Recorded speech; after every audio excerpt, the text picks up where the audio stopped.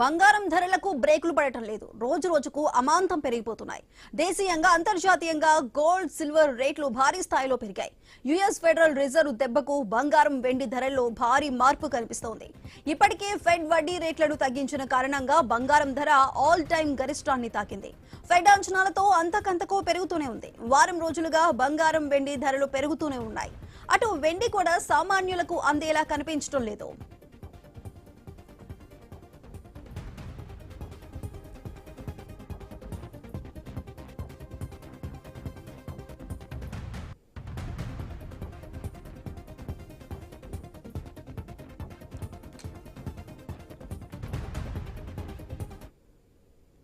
హైదరాబాద్ మార్కెట్లో 24 క్యారెట్ల తులం బంగారం 1200 పెరిగి 1,40,000 దాటింది. 10 గ్రాముల 22 క్యారెట్ల బంగారం ధర 1,28,350 రూపాయలుగా ఉంది. హైదరాబాద్ మార్కెట్లో కేజీ వెండి 2,74,000గా ఉంది. ఇవాళ ఒక్క రోజే వెండి ధర 20,000 పెరిగింది. వారం రోజుల్లో 50,000 పెరిగింది. కేజీ వెండి ధర 3 లక్షలకు చేరుతుందని నిపుణులు అంచనా వేస్తున్నారు.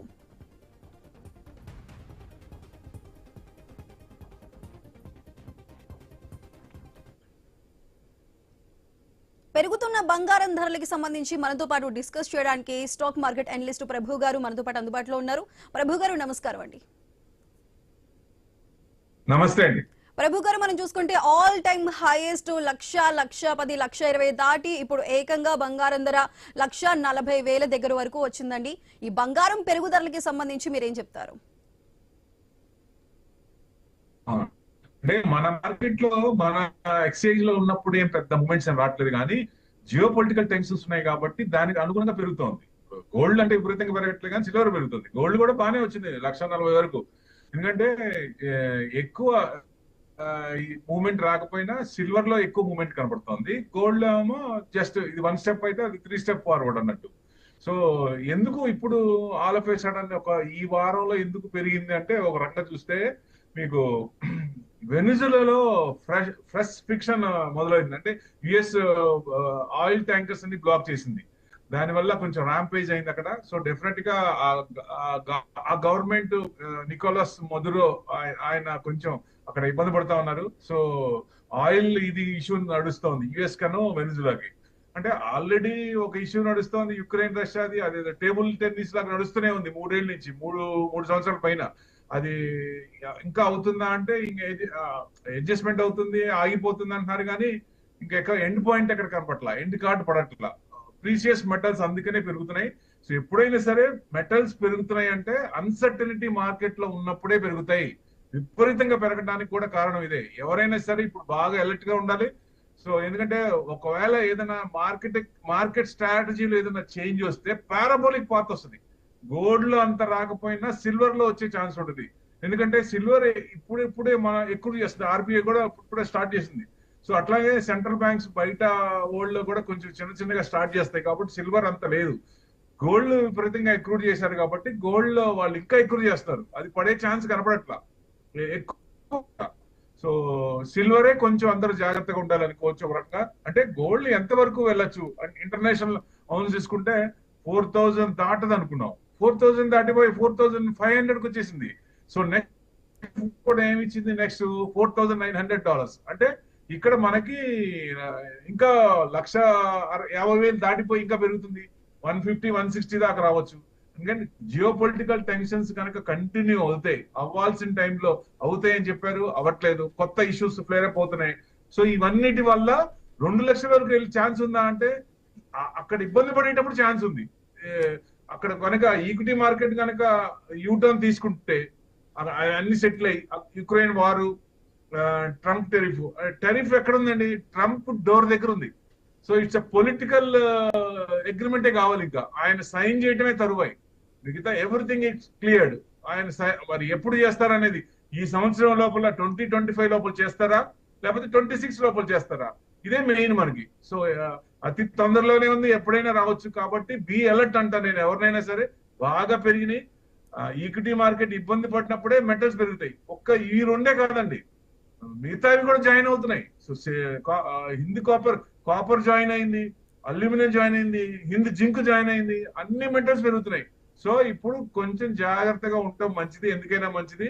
సో ఎప్పుడైనా సరే ఏదైనా న్యూస్ వచ్చి పాజిటివ్ గా వచ్చినప్పుడు మార్కెట్ కి ఎకానమీకి పాజిటివ్ వచ్చినప్పుడు కొంచెం చేంజెస్ వచ్చే ఛాన్స్ ఉంటుంది. కాబట్టి లేదు ఇది కంటిన్యూ అవుతుందంటే ఇక మెటల్స్ పెరిగే ఛాన్స్ ఉంటుంది, కొంచెం పెరుగుతాయి. సో అది మనం మనసులో పెట్టుకోవాలి ఎవరైనా సరే. ఇవి మెయిన్ కారణాలు. సో అది కాకుండా సోవర్జిన్ గోల్డ్ లో పెట్టేవాళ్ళు ఒకప్పుడు. ఆ ఈటీఎఫ్ లో ఆ పర్సంటేజ్ కూడా ఈటీఎఫ్ పెరుగుతుంది బాగా. ఒక టైం అయితే ఈటీఎఫ్ కి అసలు ఏఎంసీకి యూనిట్ లేవు ఇవ్వడానికి. ఎందుకంటే డైరెక్ట్ గా ఇవ్వలేరు కాబట్టి గోల్డ్ లండన్ లో గోల్డ్ తనఖా పెట్టి దానికి అనుగుణంగా ఈటీఎఫ్ యూనిట్స్ ఇవ్వాలి. సో వాళ్ళు కొన్ని ఏఎంసీలు కూడా ఇబ్బంది పడతా ఉన్నాయి. సో అంటే బయింగ్ అనేది విపరీతంగా వస్తుంది. సోవర్జిన్ గోల్డ్ కూడా ఆపేశారు. సో దాని అనుగుణంగా వాళ్ళందరూ కూడా ఈటీఎఫ్ లో విపరీతంగా ఫ్లో వస్తుంది.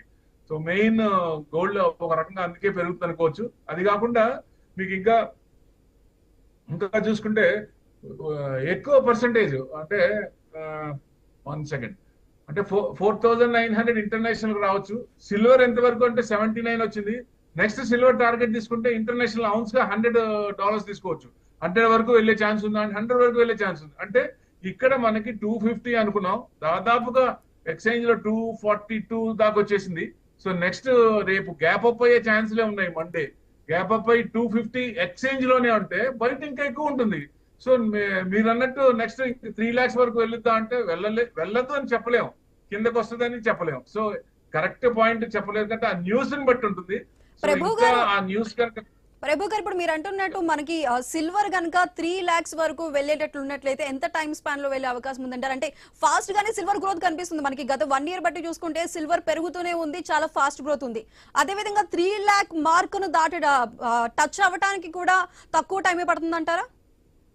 రోజుకి 8,000 అట్లా పెరుగుతుందండి. నిన్న టోటల్ మన మార్కెట్ లో, మన ఎక్స్చేంజ్ మార్కెట్ ఈవినింగ్ మనకు ఉన్నంత సేపు ఏమో ఇది ఈక్విటీ మార్కెట్ కి లింక్ ఉన్న 330 దాకా చూస్తే 8,000 ఉంది. నైట్ కమోడిటీస్ మార్కెట్ 11 దాకా ఉంటది కదా, అది 11:30 దాకా ఉంటుంది. అక్కడ 8,000 మళ్ళీ పెరిగింది. అంటే 17,000 పెరిగింది 1 day లో. సో న్యూస్ అంటే కొత్త న్యూస్ వెనిజులా న్యూస్ కూడా ఫ్లేర్ అప్ అయింది కాబట్టి కొంచెం అక్కడైనా జియో పొలిటికల్ టెన్షన్ ఉంది కాబట్టి ఇట్లాంటి ఇష్యూస్ వచ్చినప్పుడే పెరుగుతాయి. సో అవి ఏమన్నా కొంచెం సబ్సైడ్ అయితే ఇవి కొంచెం తగ్గే ఛాన్స్ ఉంటుంది. లేదు సబ్సైడ్ కాకుండా ఆయిల్ కనుక బ్లాకేట్ చేసి యుఎస్ కంటిన్యూస్ గా అయిందంటే ఇంకా ఫ్లేర్ అప్ అవుతుంది. ఏముంది ఇప్పుడు డైలీ 15,000 వేసుకున్నా 20,000 వేసుకున్నా మీకు 2-3 days లో 31st లోపల అయిపోయే ఛాన్స్ ఉంది. ఇది కనుక కంటిన్యూ అవుతాయి చెప్పలేము. ఇది మార్కెట్ లో ఏమైనా జరగచ్చు, ఇది జరగద్దు ఇది జరుగుద్ది అని చెప్పలేమండి. Market is dynamic, anything it can take. అంటే నెగిటివ్ గా ఉన్నప్పుడు ఫస్ట్ టైం నెగిటివ్ అయితే నెగిటివ్ గా తీసుకుంటుంది, తర్వాత వచ్చినప్పుడు డిస్కౌంట్ అయిపోద్ది. సో ఆ ఫస్ట్ టైం వచ్చినప్పుడు ఆ న్యూస్ డ్రివెన్ మార్కెట్ కాబట్టి నెగిటివ్ గా తీసుకునే అవకాశం ఉంటుంది. సో కొత్త న్యూస్లు వచ్చినా ఇది అవుతుంది అనేది అవ్వకుండా కంటిన్యూ అయినా ఇవన్నీ కూడా కారణాలు, మెయిన్ కారణాలు. సో డెఫినెట్ గా ఇవి ఎప్పుడు 2025 లో ఒక రకంగా ఎండ్ ఆఫ్ మెటల్స్ కి మంచి ర్యాలీ అనుకోవచ్చు. ఈ 2025 లో ఒక రకంగా ఇన్వెస్ట్మెంట్ చేసిన వాళ్ళందరికీ మంచి రిటర్న్స్ వచ్చినాయి ఈ సంవత్సరం. ఈక్విటీలో రాని కొంచెం ఆలోచించి ఏదన్నా సజెషన్స్ అన్ని తీసుకొని కరెక్ట్ గా మెటల్స్ లో పెట్టిన వాళ్ళకి దే మింటెడ్ మనీ అనుకోవచ్చు ఈ సంవత్సరం ఒక రకంగా. లాస్ట్ లెగ్ ఆఫ్ ర్యాలీ 2025 లో లాస్ట్ ఇంకొక వారం కూడా లేదు. సో ఇంకొంచెం పెరుగుతుందా అంటే పెరిగే అవకాశాలు ఉంది. మండే కూడా గ్యాప్ అప్ అయ్యే ఛాన్స్ ఉంది. మా గ్యాప్ అప్ అయ్యి ఇట్లానే 15,000 అయింది అనుకోండి, ఇప్పుడు 250 అంటే 265 అట్లా 31st లోపల అయ్యేటట్టు ఉంది 3 lakhs చూస్తే. ప్రభు గారు ఇప్పుడు స్టాక్ మార్కెట్ కి సంబంధించి ఇప్పుడు సిల్వర్ మీద ఇన్వెస్ట్ చేసే వాళ్ళు చాలా ఎక్కువ మంది ఉన్నారు. కాబట్టి ఇప్పుడు సిల్వర్ పెరుగుతున్న రేటు ప్రకారం సిల్వర్ లో ఇన్వెస్ట్ చేయడం బెటర్ అంటారు? లేదంటే మీరు ఇందాక చెప్పినట్టు కాపర్ కానీ జింక్ కానీ ఇతర మెటల్స్ కూడా ప్రైస్ హైక్ అయ్యే అవకాశం ఉంది కాబట్టి అటువంటి మెటల్స్ లో ఏమైనా స్టాక్ మార్కెట్ లో ఇన్వెస్ట్ చేస్తే బెటర్ అంటారా? ఇప్పుడు కాపర్ ఉంది, కాపర్ హిందూ కాపర్ తీసుకోవచ్చు. హిందూ కాపర్ కూడా ఈ సంవత్సరం ఎంత పెరిగిందండి? గోల్డ్ కంటే ఎక్కువ పెరిగింది, 70 కంటే ఎక్కువ పెరిగింది హిందూ కాపర్. కానీ దాని మీద ఎవరికి చూపలేదు. సో అల్యూమినియం కూడా పెరిగింది. సో జింక్ కూడా పెరిగింది. అంటే ఇంకా పెరగాల్సింది కొంత ఉంది. అంటే డైవర్సిఫికేట్ చేయండి, మొత్తం తీసుకెళ్లి కాపర్ లో పెట్టకుండా మొత్తం తీసుకెళ్లి గోల్డ్ లో పెట్టకుండా పర్సంటేజ్ డివైడ్ చేయండి. కానీ ఇప్పుడు కొంచెం పరిగెత్తే బస్సుని మనం క్యాచ్ చేయకూడదు ఒక రకంగా. సో కొంచెం జాగ్రత్తగా అడుగులు వేయాలి ఇప్పుడు. సో డెఫినెట్ గా చూసి ఎందుకంటే ఏదన్నా వచ్చినప్పుడు కొంచెం ఒక స్టెప్ అన్న బ్యాక్ తీసుకుంటుంది కదా, ఎక్కడో వచ్చాడు. కంటిన్యూస్ గా అప్ ఉండదు, కంటిన్యూస్ గా డౌన్ ఉండదు. కంటిన్యూస్ గా అప్ కొంచెం ఉంది కాబట్టి ఒక రీట్రేస్మెంట్ అనేది సర్వసాధారణం. ఏదన్నా కొంచెం ఈక్విటీకి పాజిటివ్ వచ్చినప్పుడు అప్పుడు ఏదైనా కొంచెం స్టెప్ తీసుకున్నప్పుడు అప్పుడు మనం ఎంటర్ కావచ్చండి ఎవరైనా.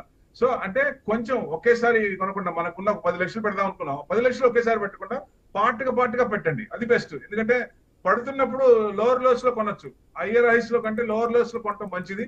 సో కొంచెం చూసి జాగ్రత్తగా చేయటం మంచిది. ఎందుకంటే గోల్డ్ కాదు కానీ సిల్వర్ ఏదన్నా రివర్స్ అయితే పారాబోలిక్ పాత్ వస్తుంది, అది మటు గుర్తుపెట్టుకోండి. బీ అలర్ట్ అంటా నేను ఈ టైంలో. ప్రభు గారు, అయితే ఇప్పుడు ఫెడ్ వడ్డీ రేట్లు తగ్గుదల ఈ మెటల్స్ పెరుగుదలకి సంబంధించి దానికి దీనికి ఏమైనా లింక్ ఉందంటారా? 100% అండి. ఇప్పుడు వాళ్ళు ఇంట్రెస్ట్ రేట్లు నెక్స్ట్ 26 కూడా 3 రేట్ కట్స్ ఉంటాయి. ఫెడ్ అనేది ఒక రకంగా మనకి మార్కెట్ కి ఇది ఇచ్చింది. ఇంకా 3 ఉండొచ్చు, 25 బేసిస్ పాయింట్స్ అనేది 3 ఉండొచ్చు అనేది. సో దాని వల్లే కొంచెం ఎక్కువ అక్కడ ఇంట్రెస్ట్ రేట్లు తగ్గినప్పుడు ఆ పర్సంటేజ్ అంతా ఇటు టర్న్ అయ్యే అవకాశం ఉంటుంది, మెటల్స్ కి టర్న్ అయ్యే అవకాశం ఉంటుంది. కాబట్టి దాని అనుగుణంగా అవుతోంది. ప్లస్ సెంట్రల్ బ్యాంక్స్ కూడా ఆపట్ల, ఎక్కడ కొంచెం కూడా ఒక అడుగు కూడా వెనక్కి వేయట్లేదు, సో కొంటూనే ఉన్నారు. వాళ్ళకి అంటే డాలర్ రిజర్వ్స్ తగ్గించుకుంటూ గోల్డ్ రిజర్వ్స్ పెంచుతున్నారు. సో దాని వల్ల ఎక్కువ డిమాండ్ పెరిగిపోతుంది.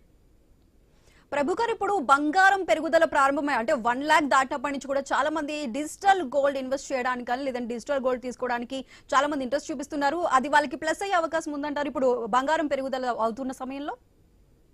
ఇప్పుడు 1 లాక్ దాటదనుకున్నాం, 125 దాటదనుకున్నాం, 140 అయిపోయింది ఇప్పుడు. సో అంటే ఈ టెన్షన్స్ ఉన్నప్పుడు పెరుగుతుంది. ఒకవేళ ఇదంతా సెటిల్ అయితే పడుతుంది అనుకుంటున్నాం. కాబట్టి అవసరార్థమే మీకు వాడుకకి తీసుకొని లాకర్ లో పెట్టుకుంటే ఉపయోగం లేదు, డెట్ ఇన్వెస్ట్మెంట్ అవుతుంది, లోన్ కూడా రాదు. సో డెఫినెట్ గా వాడుకో ఉన్నప్పుడు ఏమవుతుందంటే సాటిస్ఫాక్షన్ ఉంటుంది, ఈగో సాటిస్ఫాక్షన్ ఉంటుంది. ఎస్ నేను వాడుతున్నాను కాబట్టి పర్వాలేదు, నేను ఎంతైనా కొనుక్కున్నాను. కాబట్టి ఎవరైనా సరే ఇన్వెస్ట్మెంట్ యాంగిల్ లో గోల్డ్ ని చూడొద్దు, ఓన్లీ సిల్వర్ చూడండి. సిల్వర్ అండ్ అదర్ మెటల్స్ అనుకుంటా, కాపర్ కానీ, జింక్ కానీ, అల్యూమినియం కానీ, ఇట్లాంటివి అంటే పర్సెంటేజ్ కొంత 30% అలా పెట్టుకుంటే మంచిది. సో ఏదైనా కొంచెం అలర్ట్ గా ఉండటం మంచిదండి. ఎందుకంటే కన్సిస్టెంట్ గా పెరుగుతోంది, విపరీతంగా పెరుగుతుంది. ఎక్కడో చోట న్యూస్ కనుక కొంచెం పాజిటివ్ వస్తే అవన్నీ కొన్ని ఏదైనా అన్సర్టనిటీ క్లారిటీ వస్తే కనుక కొంచెం ఈక్విటీ పెరిగినప్పుడు ఇది కొంచెం తగ్గే ఛాన్స్లే ఉంటాయి. ఎవరైనా ఫ్రెష్ బయింగ్ అయితే కొంచెం ఆగమంటా నేను. ఓకే ప్రభు గారు, థ్యాంక్ యూ సో మచ్ అండి.